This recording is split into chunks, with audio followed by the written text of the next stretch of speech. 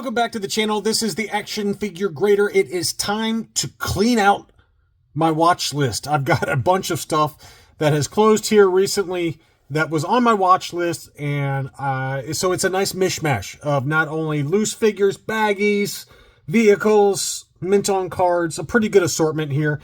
And as always, I appreciate those of you that support the channel by liking my videos, as it does help out with the algorithms. And my Patreon supporters, you guys are the reason that I make the videos that I do, and I really appreciate you guys supporting the channel. Patreon.com/actionfiguregrader is where you can go to sign up for as little as $1 a month. All right, so this seller is one that we talked about recently with that factory error removable rocket Boba Fett, and I bought from this seller. He's a great seller, okay, but I had some questions about that one.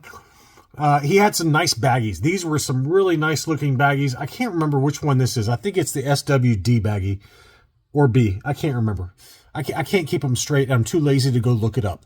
But this was an early baggie for Obi-Wan Kenobi. Looks like the light gray hair version. This one sold in an auction for $222.50. And this was a heat seal baggie. Really nice condition though. Probably about 80 plus grade. And this is the tough one though. This one right here. The IG-88 baggie is always really tough to find, especially legit and still, in good condition. And this one was a heat seal baggie, and it looked to be pretty much near mint. And if I had been in the buying mood, I certainly would have bought it. I got to be honest with you.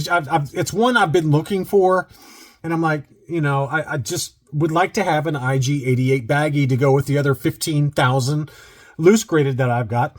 And, bad timing. I'm really trying hard. My New Year's resolution is to see how long I can go without buying anything collectibles wise. So it's going to be tough. It's my New Year's resolution is I've got enough stuff and I can get my kicks, get my rocks off by making videos for you guys and not buying anything for myself. So that's the goal. We'll see how long I last. So bad timing. And the Jeff Jacobs collection on Hakes is a bad timing as well. I'm just taking a break. What can I say? Some mint on cards. We got some really nice ones here. This one I thought was a good deal. $12.05 for a transition card ESB 21 back Luke Farm Boy. And it looked to be in really great shape. Maybe at the top of the hang tab there's a little crease, maybe some scratches on the left-hand side, but crystal clear blister. Another seller that I bought from in the past, really trusted seller. And this one looks like it pretty easily should get an 80 grade, in my opinion. And for $12.05 for a Luke Farm Boy, clear blister, transition card, ESB. Yes, please. That's the price I'd pay in a heartbeat. I thought that was a really fair deal for what that was. I don't know what's going on with this hang tab or why I even included it in this video, but I did, so we're going to talk about it. This is the Revenge of the Jedi Cloud Car Pilot. One of my favorite card backs is the 48 back B and C. This is the C, since it's got the printed offer on the back, or, the offer is built into the card back and printed offer sticker versus an actual sticker. I can't talk. But I don't know what's going on with the top of that hang tab there. It looks like he put some kind of support mechanism there. So pretty rough shape overall. But that one still sold for $175.50 in an auction, which, it's a shame because the blister is in really good shape. Nice crystal clear blister. But that card has seen better days, unfortunately. Lionel price sticker. Love the Lionel price stickers. But $175.50 on a beater card back for Cloud Car Pilot. Here are the items that Brian's Toys had. I think I highlighted both of these in a what to buy video a couple of weeks back. This is the Star Wars Display Arena 45 back for the Bespin security guard. And it was 80, 80, 75. No idea why I got the 75 for the figure score, other than I guess if I had to guess, it looks to me like it never received the gold paint on the figure. It's like an unpainted, or it's fallen off. The gold paint is flaked off, and that's what's on that sticker there that was holding the gun in place. That piece of tape there. was holding the gun in place, and now it's not. And it looks like it's almost like it's got gold tape on, or gold on it. So maybe the piece of tape stickied itself to the figure and took off the gold. I'm just spitballing here. I have no idea, but it is weird that that it has no gold paint on the figure whatsoever. So that must be why it got the 75 for the figure subscore. Still a very nice example. Clear blister, punched, no price sticker. $360 was the final sales price on that. And I got two different Paploos for you. This is the first one that Brian's Toys had. It was an AFA 85, and this is the Kenner Canada version of Paploo, the 77 back A, AFA 85, straight 85s for the subscore. It is a punched example, but no price sticker. La Guerre des Étoiles on the back. And, you know, foreign card back, AFA 85. Yes, it was punched, but it is a Lily Letty figure made in Mexico. $355 I thought was a very fair deal for what that was. Here was the interesting one, though, from the same seller as those baggies. This is an upside down Paploo on a U.S. Kenner card. 79 back. I think that's a C. I can't remember. Whichever one the Anakin Skywalker offer is. Kmart price sticker. Now, the blister was rough, admittedly. You know, you can see there that the blister was pretty rough. And you could even make an argument that it potentially was resealed. So I don't know. If assuming that it's a legitimate seal, the $356.52 final sales price is good. Okay. Now, is it legit? I don't know. It has a lot of question marks to me around the right-hand side of the blister, and the top of the blister looks a little wonky, like it's been resealed. So if you happen to be the person that bought it, check that one out really closely, because it definitely looks a little questionable to me. But assuming it's legit, that's a pretty good deal for a factory error upside down figure, even in the condition it's in. Speaking of factory errors, here is the Klaatu, normal Klaatu on the Klaatu Skiff Guard Tri-Logo, a very common miscard, quote-unquote miscard, since this is the same character, it's just, a different variation of the character on the Skiff Guard outfit. This is one I've got in my own collection, but it's a very common miscard. Still a very cool item, though, and it's still, even in the condition it was in, the blister was pretty beat up, and it still sold for $257, which is not a terrible deal at all. Die-cast TIE Bomber. I don't know why this one sold so cheap. Somebody got a really good deal on this. The TIE Bomber's complete. I don't really see any major issues with it. Yes, it's got some yellowing to the fuselage, that little plastic piece on the front there, and then the wings are a little bit yellowed, but they almost all are when they're loose like this. The paint on it's pretty good. There's not too much chipping on it. Very minor chipping. Probably about 75 grade right there. You can see a little bit of chipping here on it. But let's call that a 75 grade. But for $487 for the TIE Bomber, I mean, talk about a steal. I thought that was a very, very good deal for what that was. I've seen them go for more than that. I've seen them go for double of that in buy it now situations in the same condition. So really great deal there, I thought, at $487 for the TIE Bomber. Next up, we've got a Scout Walker. This was just loose complete. Stickers applied with the box. Box is a little bit tatty, but stickers applied. Again, I'm just cleaning out my watch list. This is not a terribly exciting item, but it is, just worth showing if you're into collecting loose complete vehicles with the box. But that one sold for $139 on 28 bids plus $25 shipping. So about, $160 or so, $170. Next up was an interesting sale. This was not graded, but it was an Ewok 3-pack, a multi-pack that was available at Sears. You can see the Sears sticker on there. Sears Surplus Store for $450. And this 3-pack included Wicket, Tebow, and Paploo. So you get a last 17 figure in there, 3 different baggies plus the box. And that one sold in an auction for 500 pounds, which is $627 US dollars, but not a bad deal at all, in my opinion. I thought that was a pretty fair deal. I got a couple of different blue snags that sold. First is one with a slightly greenish torso and some boots that are a little beat. So this is, a 70 grade condition. This one sold for $222.50.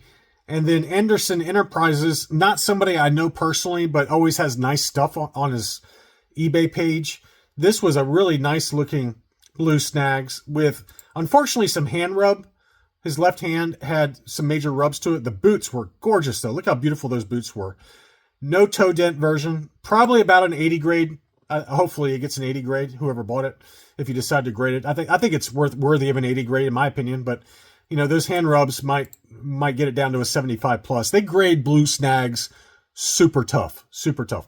But that one did sell for $427, which I thought was a good deal. He had a beater red bar R5D4. You can see the sticker is a little bit rough, but it is a red bar. Here's the red bar R5. It's got a tear in the sticker there, a couple of tears. But even in this condition, it still sold for $426.55 on 23 bids. We've documented a few red bars that have sold for astronomical prices lately, and that is a variant that has really gone up in price. The Hollow Cheeks has gone down in price, and the Red Bar R5 has gone up in price, for whatever that's worth. Those are kind of two variants that come top of the mind that have moved in opposite directions here lately. Some last 17 figures. We had a really clean-looking Amanamon that sold for $307. I thought that was a fair deal. Imperial Gunner had one little nick on his belt buckle, but otherwise a very clean example there. The emblems were in really good shape, probably about an 80-plus grade at worst. That one sold for $326. Next up was a General Lando in probably about 80 grade condition. A little bit of fraying to the cape there. Probably hurts it, but otherwise a fairly clean example. A little bit of rubs here and there to it. So probably about 80 grade. That one sold for $238.50. They had the A-Wing palette. I always look really closely at the silver chest paint, and you can see some rubs on there, so that's a shame.